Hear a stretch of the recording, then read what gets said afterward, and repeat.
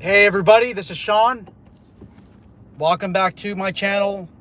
Please press the thumbs up button, subscribe, share, comment. I appreciate the dialogue. I appreciate the commentary. Thank you everyone for your support. We are going to try this again. I tried this 3 times in the morning. I tried to do a live and all of a sudden I lost connection and I was talking to myself. And I vowed not to make the same mistake. I don't know what I did wrong, but I tried to record and it just wasn't working out. So in today's video, I want to talk about an incident that happened where one of our subscribers reached out to me and gave me some interesting information on a security company that was based out of, I'm not going to give the state name, I'm not going to name the company, but there's another state that's not California, and that's where this security company is based out of. And they're looking for security officers, right? And they're paying like, I think it was like $40 an hour, depending on where you're located. I think $40 an hour is a pretty good rate, especially for patrol. He sent me an ad. He sent me a link of the Indeed.com link, and he also showed me a bunch of forms that he filled out. Now, what was concerning to him is this company wanted him to fill out a 1099 form, and at the end of the year, the company would issue my subscriber a W-2 form. So you fill out a 1099, which is a form that you fill out as an independent contractor, and then in return at the end of the year, you get a W-2. That just didn't make any sense. So my subscriber got spooked out and ended up just withdrawing his application. And he had some pretty stern words for this company. I looked at the ad, and I've covered this like many times on my channel. I'm located in California. Because I'm in California, my understanding of the laws tend to generate around California. California, if you want to run a security company, you need to have what's called a PPO license, Private Patrol Operator. To get a PPO license, you can only do so under a licensed partnership, a sole proprietorship, or a corporation. You cannot open a security company in the state of California under an LLC. So this security company based at another state, it had their name on the ad, and then next to it was the words LLC, for limited liability company. Guys, that's a warning sign. There is no company that is authorized by legal statute right now to operate a security company under an LLC. Now, you might be saying, Sean, I know that there's security companies out there that they have a LLC and they're able to form their company under that. And I know what you're talking about. There's like 200 of them out of the thousands of PPOs that were able to open their security company in that manner. However, it's an error. I have been present during a BSIS meeting. Wait a minute. No, I wasn't present. I heard the audio, and one of the committee members, he ran at the time. He ran I think a firearm or baton training facility. He said, "Hey, look, you guys allow me to open up my LLC. I'm sorry, my training company under an LLC. I got a notice from BSIS stating that my license is suspended. What's up? You guys allowed me to open the company, and now you're putting me on notice. What is up?" The chief at the time apologized. Like, sorry, it's a mistake, but you're still going to be suspended. Now, this is a committee member. That committee member, I have never heard anybody on the committee sound so frustrated, question the way that the BSIS is ran. And the BSIS stands for the Bureau of Security Investigative Services. I never saw anybody that frustrated. I never heard anybody that frustrated during a committee hearing. And I was quite shocked. And I think that he resigned as a committee member. That's why they had a vacancy and now it's filled. But I think that committee member just had enough with the BSIS, the Bureau of Security Investigative Services. I think I mentioned that before. So it's quite possible he got his license, but the legal ramifications is he got his license suspended. That doesn't make any sense. What I'm trying to say is there shouldn't be any companies. We know that there's companies operating under LLC, but there shouldn't. If you are applying to a company in California and that company has the words LLC at the end, you got to do some more research.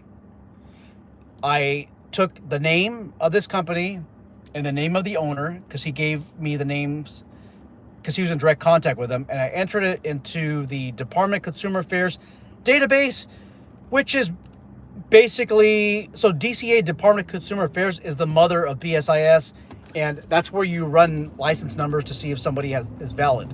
That's where you enter names. They came back as no license. And this was for armed position. So what happens? Like, what's the legal ramifications? So number one, if you're making this business arrangement deal where you're effectively 1099 and your employer is accepting that, well, they're not really your employer, they're client now because 1099. You're essentially committing a misdemeanor offense. You're operating a security company without a license as a 1099. Being a 1099 contractor refers to you being able to render independent judgment of any decision making that you involve yourself with. That's basically your 1099 employee, and that doesn't exist in California. It doesn't exist in most of the states. You can't have a 1099 employee. Usually for like bodyguard work, executive protection, I know a lot, guys. I mean, I've consulted with some people who have as their clients like the top 10 or top 20 most annoying movie stars or musicians. They work for them under 1099. I refuse to mention any of the names. I'm not burning any of my subscribers, but I know some people out there that had some really high profile clients, and they also hire them based on 1099 status. So the first warning sign is LLC. Second warning sign is if this company wants you to fill out an independent contractor agreement, or they have you fill out a 1099. Now, if your employer is going to issue like some funds, right? Maybe they need to pay you back for something, like an expense or something like that. I've seen companies do the 1099, but that's different. That's like for like an expense. Like maybe, I don't know, maybe you use some lodging. I'm sorry, maybe you're getting paid back by the company for lodging or something, right? That's different. And I'm talking about wages. Wages should not be paid as an independent contractor. You cannot legally operate that way. And essentially what you're doing, if you work armed security as a 1099 employee, if you don't have a PPO license, you're essentially carrying a loaded firearm in a public place. If you're passing through a school zone, that's carrying a loaded firearm in a school zone. Those are significant crimes in California. I know that some of you in other states have constitutional carry. Your state respects your constitution, but not California. You need to have some type of exemption. So if you're carrying concealed, maybe executive protection as 1099, and you don't have a CC, actually, if you're 1099, you're essentially carrying a concealed firearm in a public place without the proper licenses, right? If you have a baton and you don't have that employer-employee relationship, you're a contractor, that you're also committing the crime of carrying a deadly weapon in a public place. Guys, I don't think it's worth it. Now, most cops, most police officers, they have no idea what the hell a PPO is, what the Business and Professions Code is. That's the code. That's our administrative code in California, by the way. And I'm pretty sure in your state, whatever licensing body governs you guys, I'm pretty sure the cops in those jurisdictions don't know all the rules and regulations. Like in California, they're just too many to remember. Okay. Now, so this person had to fill out an insurance form, basically saying that they're going to use their private insurance for patrol. Right now, I want you to call your insurance company and ask them for a quote. Hey, I'm going to use my personal car for patrol purposes, and see what happens. Number one, they might just kick you off the policy. Number two, they might say, okay, that's cool. We're going to need $2,000 or $3,000 a month extra. A month extra. Okay? Why are you having to use your own insurance? It doesn't make any sense, guys. And fortunately for this guy who's running this organization, he's kind of prosecution proof. I mean, if the BSIS contacts the district attorney's office, the local DA's office, they file charges, arrest warrant is issued for this person that's in another state, you think they're going to really extradite his ass back to California? No! They're not going to do that for a business and professions code violation. There's no way that they're going to... there's no DA's office, no sheriff's department that's going to want to pay those fees for extradition. It's just not going to work that way. Okay? So this person's going to get away while you, as the employee, and you thought you were the employee, you're going to be held legally responsible. That involves criminal liability and civil liability while this person washes their hands clean. It happens all the time. Sean, he has a website. Yeah, and you want to know what? I went onto this website and I wasted $375 of my hard-earned money on ear protection. Ear Pro. I thought that they were... Oh my goodness, was it Safari Land? Oh my goodness, it was an older generation, right? So these ear pros, like, they cost about $700, and I saw them for half price on this website. It looked totally legitimate. It was a fraudulent website, and this person, his name is Mr. Night Vision, had like over 50,000 subscribers on YouTube. I'm sorry, on Instagram. Guys, social media presence, follower count doesn't mean nothing. It doesn't, like, you shouldn't assign credibility because somebody has a website, including my own, because anybody can make a website.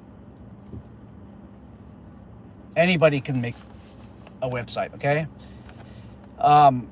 Clues, also warning signs. This person doesn't have their license number on their website. I mean, geez.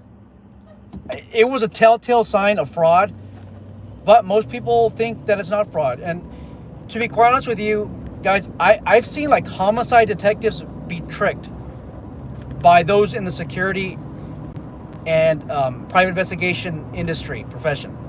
I've seen them tricked. I got duped. I work for this guy who is a vice president, and I said this in numerous videos, of a fraud association, a well-known fraud association. And I thought, oh, cool, he's not going to rip me off. Well, guess what? I worked a project in like 120-degree heat, and he refused to pay me. He ghosted me, right? So while I was working for them, they would answer the call, my calls to them. They would send me intel packets, provide DMV registration, like whatever it is that I needed, they would provide. And all of a sudden, when it came back to them paying me, they started saying, "Oh, the client hasn't paid me back yet." Okay, so then I called, and all of a sudden, like, nobody started answering the phone. This guy is in charge, the vice president of a fraud association, didn't pay me. Okay, I worked for another guy who was on like 2020. He was all over the news, right? And I worked for him, and guess what? This is beyond the statute of limitations. He didn't even have a license. He did not have a PI license. I did work for him for $25 an hour. This is back in 2010, 11. And I called him out on it. I said, dude, what the hell? Like, you're all over TV. You want to be exposed? Oh, hey, I'm sorry, Sean. It was a brief oversight. Like, I got so busy, I didn't even know that I was supposed to renew my license. He took care of it. But still, like, I gave him too much credibility because he was on national TV. National TV, guys. Okay? Just because somebody's on TV, just because somebody has a website, that does not mean that you assign credibility to that person. I'm actually surprised at our subscriber for thinking that this is a real job, but honestly, guys, it happens to a lot of people, and there's been homicide detectives, like, you think like they're the smartest of the bunch, full-time homicide detectives that get duped all the time.